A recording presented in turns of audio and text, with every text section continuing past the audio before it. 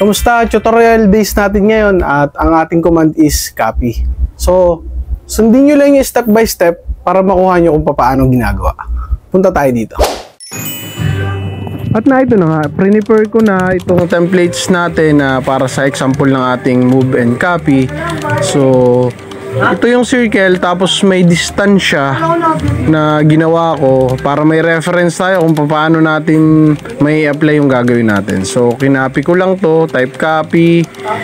Then, pwede mo naman siyang kahit walang distance, pero sa akin, prefer ko yung may distance. Kasi, mas maganda yun para masanay ka ng laging may distance. So, may distance sa akin yan, nilagyan ko ng distance ko. Type D, distance. Then, halimbawa, kung ano size, halimbawa, 5 meters, ganun. So, click din uli ng copy. Pagkakaiba lang ng copy sa move, ang move kasi, yung mismong object is imomove mo lang siya, then mawawala na siya sa dating displacement. Pero yung copy, kakopy mo talaga siya, then hindi siya mawawala, then may distance din siya papunta ron. Ayan, kita nyo naman.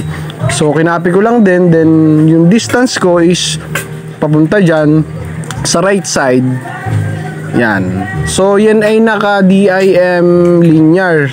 So, ibig sabihin, may dimension niya na 5 meters. Mula dun sa first circle hanggang sa ikatlo is third. So, kita nyo, klinik ko yung tatlo para mabilis ako. Yun yung kapangyarihan ng copy. Dahil yung copy is, klinik ko na yung tatlo kasi para hindi na ako uulit ng gagawin. Copy, sabay down. Yun lang.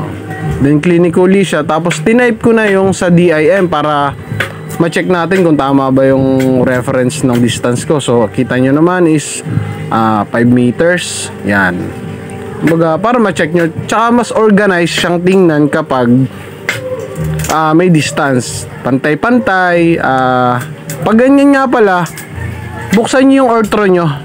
Tatapik ko rin sa susunod na araw yung orthro. So, clinic ko na siya lahat. Gano'n, makapangyarihan talaga ng copy. Pag kinapi mo siya, almost lahat ng ginawa mo is saglit mo na lang siyang makokopya, makakopy. Para at least, ito yung mga commands at magamit natin para sa mabilis na mga gagawin templates, drafting, drawings. So, di ba? Napakadali lang. Ayan, kung titingnan, basta may distance pa rin yan. Ganun lang kadali. Step by step nyo lang sundin yung instruction ko. Kaya nyo nang gawin. Kung gusto nyo nga palang magpaturo ng AutoCAD tutorial, comment lang kayo dito o kaya PM nyo lang ako sa comment section. Maraming salamat.